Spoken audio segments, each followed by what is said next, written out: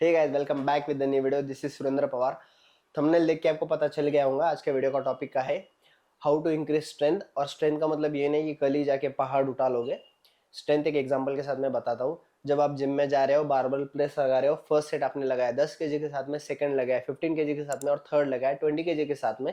अगर 20 kg के साथ में आप 8 रिपीटेशन लगा रहे हो तो उसको 9, 10, 11, 12, ये जो आखिरी के 4 पीआर सेट होते हैं, ये जब आप लगाना स्टार्ट कर दोगे इसका मतलब होता है आपकी स्ट्रेंथ बढ़ रही है। आपको एग्जांपल के साथ में समझाया सो दैट आपको ये रिलेट हो पाए। देखो, आज के वीडियो के अंदर मैं आपको है ना किताबी नॉलेज तो बहुत सारा दे सकता, इंटरनेट से सर्च करके या बहुत सारा स्टडी वगैरह करके ये सब चीज़ें मैं बता सकता, लेकिन मैं आज के वीडियो के अंदर आपको मेरे पर्सनल ओपिनियन बताऊंगा जिसके कारण मैंने अपने बॉडी के अंदर स्ट्रेंथ ग्रो किए। भाई मुझे ट्रेन करते 1.5 से 2 साल हो रहे हैं अभी। मैं आपके साथ में वो सारी चीज़ें शेयर करूंगा जिससे मैंने मेरे बॉडी के अंदर स्ट्रेंथ ऑब्जर्व की है। Wait wait wait, before starting the video मेरा एक क्वेश्चन था आपके साथ में। आज जब मैं जिम गया तो मुझे ये बाइसेप की जो टेंडन है इसके अंदर पेन होना स्टार्ट हो गया था। 2-3 दिन का जो मुझे गैप हो गया था। तो आपके साथ भी ये चीज़ होता क्या मुझे बताना, मैं बहुत ज़्यादा परेशान हूँ भाई। मैं जब कंटिन्यू वर्कआउट कर रहा हूँ तो मुझे बिल्कुल भी फील नहीं होता कि मुझे पता नहीं मसल सोरनेस के कारण।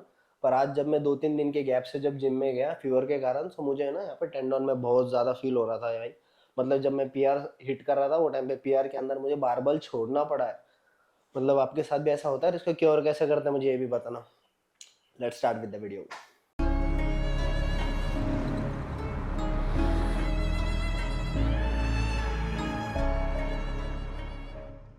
अब मैं आपके साथ में 3 वर्कआउट कैटेगरी शेयर करूंगा जिसमें से आप मुझे कमेंट करके बताओ कौन सी कैटेगरी में आ रहे हो। सबसे पहला simple plus easy. Simple plus easy मतलब क्या? एक्सरसाइज तो सिंपल रहेगी, बाइसेप, डंबल, कर्ल। पर इजी मतलब क्या? पहला सेट लगा रहे हो 5 kg के साथ में, दूसरा भी लगा रहे हो 5 kg के साथ में, और तीसरा भी लगा रहे हो 5 kg के साथ में। वेट कहाँ बढ़ रहा है भाई? जब तक इसको तोड़ेंगे इन्हें तो बनेगा कैसा? ये थी पहली कैटेगरी। सेकंड कैटेगरी मतलब कॉम्प्लिकेटेड प्लस हार्ड, जो कि आप नहीं कर पाओगे। कॉम्प्लिकेटेड मतलब क्या? नीचे बैठ के बाइसेप कर्ल लगा रहे हो, कॉम्प्लिकेटेड है मुझे तो लगता है, ठीक है। कॉम्प्लिकेटेड लगेगा, इसके अंदर आप हार्ड नहीं जा पाओगे, ठीक है। थर्ड कैटेगरी रहेगा सिंपल प्लस हार्ड, मतलब वही सेम डंबल कर्ल लगा रहे हो बट पहला सेट लगाया 5 kg के साथ में, दूसरा लगाया 7, तीसरा लगाया 10, और आखिरी के सेट के अंदर 15 लगाए, जिससे अंदर पहले अगर 8 लगा रहे थे तो आज 10 लगाने का ट्राई करेंगे। ये क्या हो गया? Third category. और आप कोई भी कैटेगरी में रहो भाई, थर्ड कैटेगरी आपके लिए सबसे ज़्यादा बेस्ट रहेंगी। जब तक ये टूटेगा नहीं तब तक ये बनेगा नहीं, रिपेयर होगा, बनेगा, मसल के ऊपर मसल बनते जाएंगी, तब आपको ग्रोथ दिखेगी। सेम वेट से अगर खेलते रहोगे सो वार्म अप करके घर चले जाएंगे। अब वीडियो को ध्यान से सुनना। 3 पॉइंटर बताऊंगा, बहुत ज़्यादा इंपॉर्टेंट रहेंगे। सबसे पहला पॉइंटर रहेगा, आप कोई भी वर्कआउट स्प्लिट फॉलो कर रहे हो, कोई भी एक्सरसाइजेस पैटर्न फॉलो कर रहे हो, सबसे पहली चीज जो दिमाग में रखनी है वो है कि एक्सरसाइज के साथ में स्ट्रिक रहना। मतलब आज अगर आप बैक ट्रेन कर रहे हो, बैक के अंदर अगर आप लगा रहे हो लैट पुल डाउन, तो कम से कम 12 वीक्स तक, 12 वीक्स कितना हो गया? 3 महीने। कम से कम 12 वीक्स तक कम से कम सेम एक्सरसाइज पैटर्न फॉलो करो। मतलब क्या? आज अगर बैक के अंदर आप लैट पुल डाउन लगा रहे हो तो इसका मतलब है अगले बैक सेशन के अंदर आप तीसरी कोई तो भी एक्सरसाइज लगा रहे हो, उसके बाद में लगा रहे हो चौथी कोई एक्सरसाइज, आप आपके ग्रोथ कब ट्रैक कर पाओगे? मल्टीपल एक्सरसाइजेस कम हर बार चेंज करते रहोगे, आप ग्रोथ ट्रैक नहीं कर पाओगे। एक वर्कआउट स्प्लिट डिसाइड करो कि हाँ इस वर्कआउट के अंदर मुझे ये ट्रेन करना है, और उसके अंदर अपना पीआर ट्रैक करो। लैट पुल डाउन लगा रहे हो, 45 किलो के साथ में अगर लगा रहे थे 10 लैट पुल डाउन, दिमाग में ये चीज बिठा के जाना, अगले बार जब मैं बैक ट्रेन कर रहा हूँ, लैट पुल डाउन लगा रहा हूँ, 50 kg के साथ में मैं उतने रेपिटेशन लगा रहा हूँ क्या नहीं। उसके बाद मैं ट्रैक करो कि भाई मैं 50 kg के साथ, 55 kg के साथ, 60 kg के साथ में अपनी ग्रोथ ट्रैक कर पा रहा हूँ। एक वर्कआउट स्प्लिट के साथ कम से कम 3 महीना, उससे ज्यादा भी कर सकते, लेकिन 3 महीने तक कम से कम वर्कआउट चेंज मत करो। हर बार आओगे मल्टीपल एक्सरसाइजेस लगाते रहोगे, आप आपकी ग्रोथ बिल्कुल भी ट्रैक नहीं कर पाओगे। सबसे पहली चीज ये ध्यान में रखना, मल्टीपल एक्सरसाइज लगाओगे तो बॉडी नहीं बनती, एक एक्सरसाइज के अंदर परफेक्शन लाना पड़ता। क्या बोल रहा हूँ यार? एक एक्सरसाइज के अंदर परफेक्शन लाना पड़ता। उस एक्सरसाइज में जब परफेक्शन आएगा तो ऑटोमेटिकली आपकी स्ट्रेंथ। सेकेंड पॉइंटर रहेगा हमारा, ट्राई किया वर्कआउट प्रोग्रेस। मतलब एग्जाम्पल के साथ में बता रहा हूँ, ठीक है। हर रूटीन लिखता हूँ, क्लियर नहीं दिखेगा स्क्रीन पे बता दूंगा, ठीक है। मतलब अगर आप आज वर्कआउट जा रहे हो, आज अगर आपका बाइसेप डे है, आर्म डे है, तो करना क्या है भाई? बाइसेप के लिए जो आपने एक्सरसाइज डिसाइड कर रखी है, फॉर एन एग्जांपल अगर मैं डंबल कर्ल लगा रहा हूँ, बारबल कर्ल लगा रहा हूँ, क्योंकि मैं अभी प्रेजेंटली बारबल लगा रहा हूँ, तो बारबल कर्ल के अंदर मैं क्या करूंगा? 15 kg के साथ में अगर मैं पहला सेट लगा रहा था, उसके बाद में सेकंड रहेगा मेरा 17 के साथ में, थर्ड रहेगा मेरा 20, जो कि आएगा मेरा 40 kg के साथ में।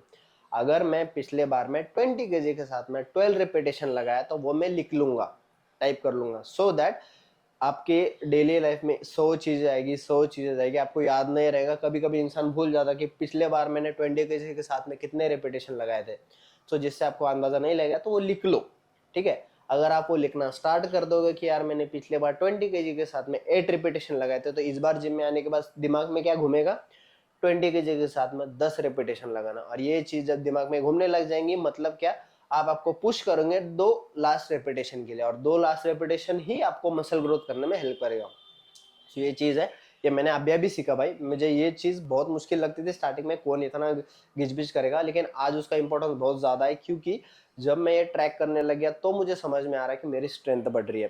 थर्ड पॉइंटर है, give enough rest for muscle recovery. इसका मतलब क्या, मैं मेरी गलतियों से बताता, ठीक है।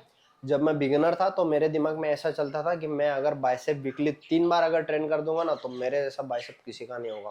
मैं जिम में जा रहा था वीकली, अगर मेरा वर्कआउट हो गया, मेरे पास 10 मिनट भी अगर ले लिया डंबल हाथ में, लगा दिया बाइसेप कर्ल्स, क्यों, तो जितना ज्यादा वर्कआउट मतलब उतना बड़ा बड़ा बाइसेप। सबसे बड़ी गलती मैं यही कर रहा था भाई। मैं आपको एक चीज बताऊं, अगर आप मसल को रिकवर ही नहीं होने दोगे, रिकवरी अगर मसल की होगी नहीं, ठीक है, तो वो ग्रो कैसे होगा। एग्जांपल के साथ में बताओ, आज अपन ने बाइसेप कर्ल लगाए, बाइसेप तुम्हारा पूरा सोर है, और उसके 2 दिन बाद सोर कंडीशन में आप वापस बाइसेप ट्रेन कर रहे हो, बाइसेप आपको पीआर तक जाने ही नहीं देगा भाई, उसके अंदर स्ट्रेंथ ही नहीं है, आपने उसको ग्रो ही नहीं होने दिया। सो कम से कम ये वाला माइंडसेट रखना है कि आज अगर बाइसेप लगा रहे हो, उसको कम से कम, अच्छा कम से कम 48 आवर्स का रेस्ट पीरियड लगता है, लेकिन मैं ज्यादा लेता हूँ, ठीक है। तो आप अगर उसको अच्छे से रेस्ट दोगे, तो जब आप नेक्स्ट टाइम बाइसेप लगा रहे हो तो आप ऑटोमेटिकली एक आधा ज्यादा सेट लगा सकते हैं, क्योंकि उसके अंदर वो पूरा प्रॉपर 100% रिकवर है। सो आपको भी ज्यादा हेल्प करेंगे, मतलब हेल्प मतलब क्या, आपको भी पुश करने में वो साथ देगा। नहीं तो हो रहा है ऐसा कि माइंडसेट तो पूरा बना के आ रहे हो, पीआर हिट करूंगा, ये करूंगा, वो करूंगा, लेकिन अगर बाइसेप्स हो रहे तो आप हिट ही नहीं कर पाओगे। सो वो चीज है, मसल को इनफ रिकवर देना चाहिए। और इनफ रिकवरी मतलब ये नहीं कि आप लेके ब्रो स्प्लिट फॉलो करने लग जाओ दिन का सिंगल। मैं ये नहीं बोल रहा ब्रो स्प्लिट बहुत ज्यादा गलत है, बहुत सारे जो कॉम्पिटेटिव बॉडी बिल्डर है ब्रो स्प्लिट ही फॉलो करते, क्योंकि उनका वर्कआउट इतना हेवी होता है। चेस्ट के लिए भाई वो 8-8 आइटम लगा रहे, जिसके अंदर हर आइटम के अंदर 4-4 सेट लगा रहे, तो वो बहुत नेक्स्ट लेवल का प्रैक्टिस हो गया, ठीक है। लेकिन अगर आप एक मॉडरेट लेवल के हो, या एक फिटनेस क्या बोलते हैं ना, आपको सिर्फ फिटनेस के लिए करना है, तो ये चीज दिमाग में रखना कि आप इनफ क्या बोलते हैं रेस्ट, मतलब क्या 2 से 3 दिन तक दे सकते हो, उससे ज्यादा देना नहीं देना आपके ऊपर है, पर उसको उतना रेस्ट दो कि वो प्रॉपर रिकवर हो जाए। एक बार रिकवर हो गया ना, तो ऑटोमेटिकली आपकी स्ट्रेंथ बढ़ जाएगी। सो ये 3 पॉइंटर है जो मैं मेरे डेली लाइफ में यूज करता वर्कआउट के लिए।